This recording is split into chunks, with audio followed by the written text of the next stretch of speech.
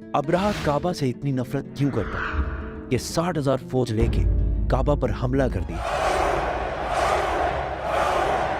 क्योंकि काबा पूरे अरब के लिए सबसे मुकद्दस जगह बन चुकी थी। पूरे अरब से लोग मक्का इबादत के लिए आते थे, जिससे चंद लोग बहुत पैसा कमा रहे थे। अब्राहा को इस बात से बहुत गुस्सा आता था कि ये गरीब मक्का वाले, ना इनका कोई बादशाह है ना कोई गवर्नमेंट है, ये क्यों पूरे अरब का सेंटर बन चुके हैं। तो उसने हमले से पहले अपनी सल्तनत यमन के कैपिटल सना में एक बहुत बड़ा चर्च बनाया ताकि लोग काबा को छोड़कर उसके पास आए।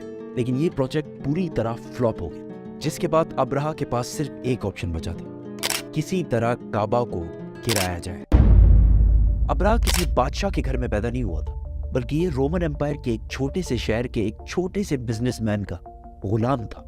असल में मसला ये था कि यमन और हबशा की लड़ाई बहुत अरसे से चल रही थी, क्योंकि यमन वाज डोमिनेटेड बाय जूज, यहूदी, और हबशा में सारे क्रिश्चियंस रहते थे। तो क्या होना था?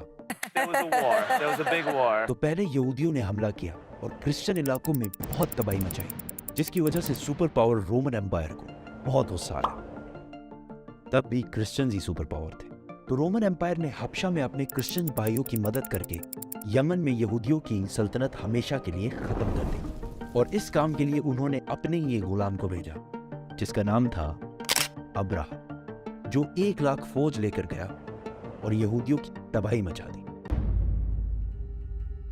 इस जीत के बाद अब्राहा बहुत ज्यादा स्ट्रांग हो गया और उसने यमन को अपने ही मुल्क हबशा से अलग कर लिया। हबशा के बादशाह को इस पर बहुत गुस्सा आया और उसने फिर एक फौज भेजी, लेकिन इस बार अब्राहा के खिलाफ। इस नई फौज ने अपने ही जनरल को कत्ल करके अब्राहा के सामने पेश किया और अब्राहा के फौज में शामिल हो गया। इसके बाद अब्राहा पूरे अरब का सबसे ताकतवर बादशाह बन गया और पूरे अरब में उसका इन्फ्लुएंस फैल गया, सिवाय एक चीज के। हर साल पूरे अरब से हजारों लोग मक्का में काबा के तवाफ के लिए जाया करते थे। तो अब्राहा ने सोचा, इसमें कौन सी बड़ी बात है, हम भी एक बना देते हैं। तो उसने अपने कैपिटल में एक आलीशान चर्च बनाया, जिसको उसने पूरे दुनिया के हीरे जवाहरात से भर दिया। ये बिल्डिंग पूरे अरब में सबसे खूबसूरत और आलीशान बिल्डिंग थी। अरबियों ने इससे पहले ऐसी कोई चीज नहीं देखी थी, लेकिन कोई भी इसकी इबादत के लिए नहीं आया और सब उसी पुराने काबा की तरफ जाते रहे। इतना खर्चा और इतना सब कुछ करने के बाद भी जब अब्राहा फेल हुआ, तो उसके पास सिर्फ एक ही ऑप्शन बचा। तो उसने 60,000 लोगों की फौज जमा की और काबा पर हमला कर दिया। अभी तक जितनी स्टोरी हमने बताई है, वो सिर्फ इस्लाम में ही नहीं बल्कि हिस्ट्री में भी लिखी हुई है, जो कि पुराने जमाने के अरबी इंस्क्रिप्शन से उठाई गई है। इन सब में अब्राहा एक बहुत बड़ा बादशाह था, लेकिन उसके मक्का जाने का कोई भी जिक्र नहीं है। लेकिन रीसेंट फाइंडिंग्स में कुछ ऐसी यहूदी इंस्क्रिप्शंस मिली हैं जिसमें क्लियरली लिखा हुआ है कि अब्राहा ने एक जगह पर हमला किया था जिसमें उसे बुरी तरह शिकस्त हुई थी। तो अब बड़े बड़े हिस्टोरियंस भी इसको मक्का पर इसी हमले को करार दे रहे हैं, जिसमें अब्राहा अपने साथ कुछ हाथियों को भी लेकर गया था। अरबियों को पता था कि वो इनका मुकाबला नहीं कर सकते। कुछ कबीलों ने लड़ाई करने की कोशिश की, लेकिन अब्राहा ने उन्हें कहा कि वो कोई खून खराबा नहीं चाहता, वो सिर्फ काबा को गिराना चाहता है ताकि लोग काबा को छोड़कर उसके चर्च में आए। आसपास सब लूटने के बाद जब वो मक्का पहुंचा, तो उसने उनके चीफ को बुलाया। तो अब्दुल मुतलिब ने आकर कहा कि आपने मेरे कुछ ऊंट कब्जा किए हैं, वो मुझे वापस कर दें। तो अब्राहा ने हंस कर कहा कि मुझे तो लगा तुम बहुत बहादुर शख्स होगे, तुम्हें तो अपने ऊंटों की टेंशन है। तो अब्दुल मुतलिब ने कहा कि मैं सिर्फ अपने ऊंटों का मालिक हूँ, इस घर का जो मालिक है वो जाने और तुम जानो, लेकिन इतना मैं बता दूं, आज तक कोई भी इस घर को नुकसान नहीं पहुंचा पाया। अल्लाह। अगले दिन अब्राहा ने अपनी फौज को हमले का हुक्म दिया, लेकिन उसका हाथी रुक गया और बहुत कोशिश के बाद भी वो नहीं हिला।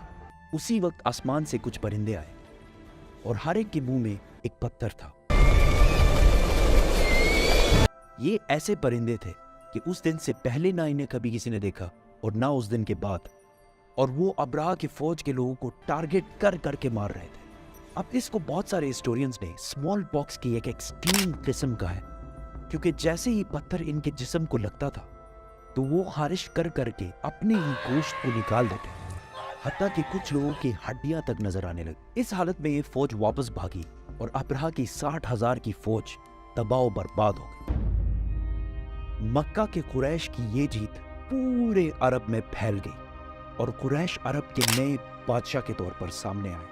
इस वाक़े के बाद पूरे अरब से लाखों लोग काबा के तवाफ के लिए और भी आने लगे और मक्का में हर साल उकास का अजीम शान मेला सजने लगा।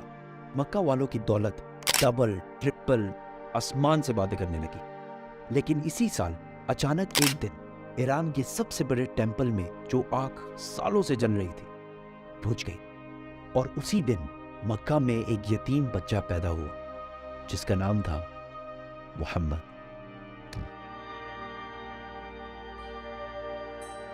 Muhammad.